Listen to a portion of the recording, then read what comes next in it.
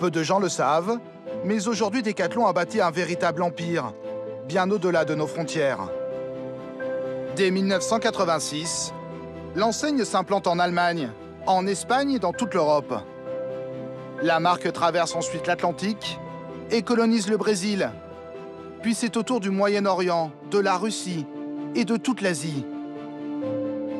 Seule ombre au tableau, les États-Unis. Dans un marché trusté par les grandes marques, l'enseigne Discount n'a jamais réussi à s'imposer. Elle ferme sa dizaine de magasins en 2006. En réaction à cet échec, Decathlon se concentre aujourd'hui sur des pays en voie de développement, comme la Chine et ses 1,4 milliard d'habitants, ou encore un autre géant, le second pays le plus peuplé de la planète, l'Inde, a un marché au potentiel énorme, mais très difficile à conquérir. Il est 7 h du matin à Bangalore, une des plus grosses villes de l'Inde.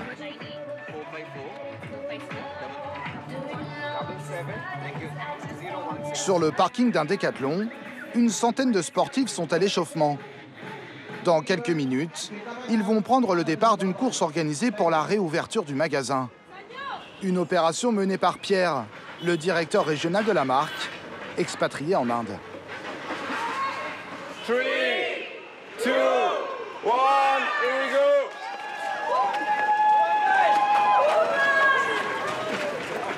Pour un moment particulier, l'ouverture comme ça? Ouais, tout à fait. On attendait vraiment beaucoup de monde et on est vraiment content qu'il y ait autant de monde qui a répondu. Les joggers partent affronter le bitume. Mais pendant ce temps, à l'entrée du magasin, se déroule une drôle de scène. Un prêtre hindou est en train de bénir l'enseigne. Donc on a un prêtre qui vient bénir qui vient bénir les caisses, qui vient bénir le business globalement pour ce relaunch. Et à chaque fois c'est comme ça dès qu'il y a une ouverture? Ouais, tout à fait. Vous êtes habitué? Ouais, on commence à s'y habituer effectivement. Ça fait combien de temps? Ça fait 4 ans. J'imagine qu'il faut s'adapter à une culture qui est très différente de la nôtre. Exactement. Et c'est Pierre s'interrompt. Pas question de contrarier le prêtre. Ici, aucun commerce ne peut ouvrir sans demander au préalable la protection des dieux. Donc, voilà, exactement. Donc tout le monde a le droit à son lot de bénédictions. Et il faut croire que les divinités sont particulièrement bienveillantes vis-à-vis des Français. Car depuis son implantation en Inde, il y a 8 ans, Decathlon connaît une croissance exponentielle.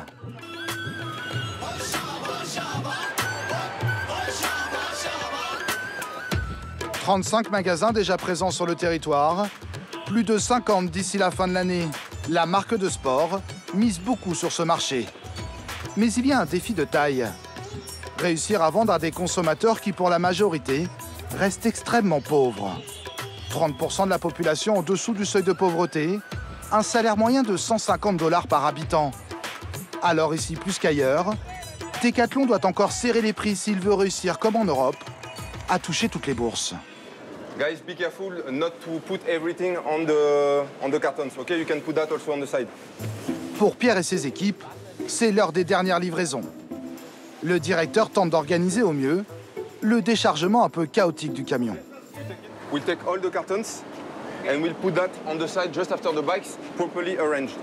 Okay? Not to have this mess like that, okay? Les ouvertures de magasins ici sont toujours une attraction. Pierre a commandé ce gros stock de vélos pour l'occasion. Il s'attend à une affluence record. On a reçu sur les 3 derniers jours plus de 20 000 quantités afin de pouvoir subvenir aux besoins de nos clients. Parce qu'une journée comme ça, c'est une journée où il y aura beaucoup de monde? On va avoir plus de 8 000 clients, ce qui représente le double d'un week-end traditionnel. Sur le parking du magasin, les derniers joggeurs en terminent avec la course. Après une petite collation offerte par la maison, c'est l'heure de la remise des récompenses. Des bons cadeaux valables dans tout le magasin. Le gagnant est le numéro 12, Waroud. Il a couru en 21 minutes.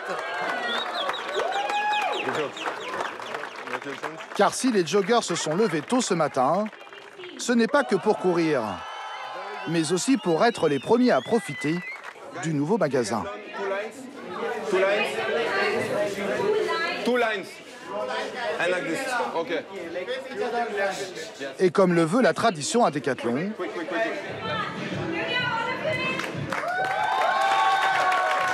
à chaque nouvelle ouverture de magasin, les vendeurs font une aide d'honneur pour accueillir les clients.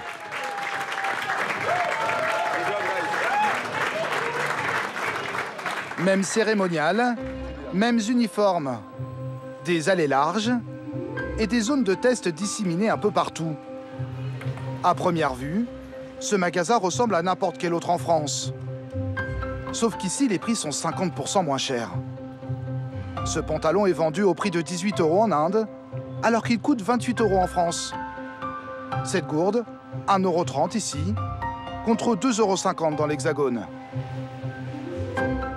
Pour s'adapter au marché indien, Decathlon a développé tout un programme de petites économies. Et ça commence par la structure même du bâtiment.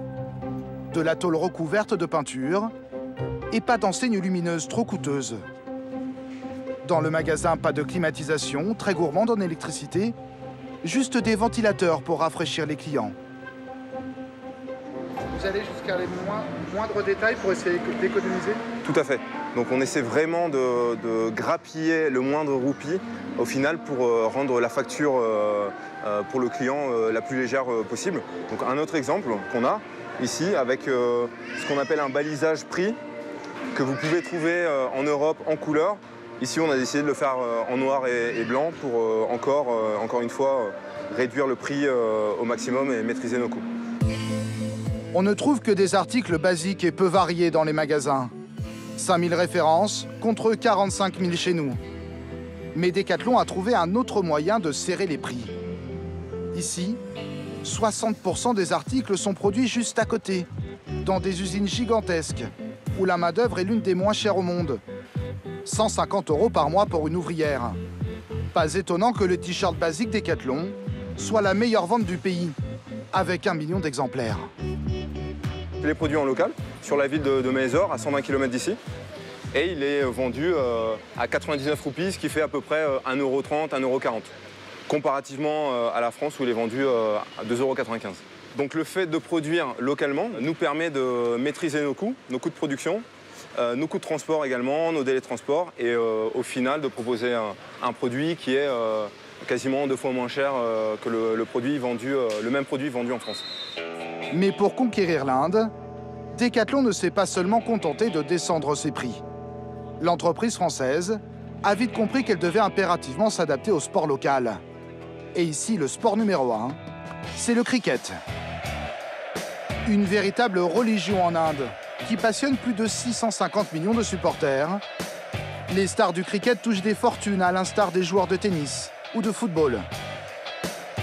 À l'ouverture de ses premiers magasins en Inde, Decathlon n'avait rien prévu pour satisfaire les amateurs de ce sport. Une erreur que l'enseigne a vite réparée. Les clients se plaignaient et ne comprenaient pas pourquoi il n'y en avait pas dans un si grand magasin. C'était important pour nous de les écouter. Donc on a décidé localement de lancer une gamme liée au cricket. Decathlon prend la décision de créer une nouvelle marque passion 100% indienne, FLX, et se met à développer ses propres produits, tous fabriqués en Inde, et 2 fois moins chers que la concurrence. Ça, c'est du saule qui vient du Cachemire. Le bois, c'est du saule du Cachemire. Celui-ci, c'est du saule classique. Mais pour votre usage, c'est plus que suffisant. Pour la première fois, Decathlon a créé une marque qui n'est pas gérée depuis la France. FLX devrait bientôt s'attaquer à l'Angleterre et à l'Australie, où ce sport est aussi une religion. Preuve que Decathlon a plus que jamais les yeux tournés vers l'international. En 2015, il a réalisé plus de 2 tiers de son chiffre d'affaires à l'étranger et compte plus de 1000 magasins dans le monde.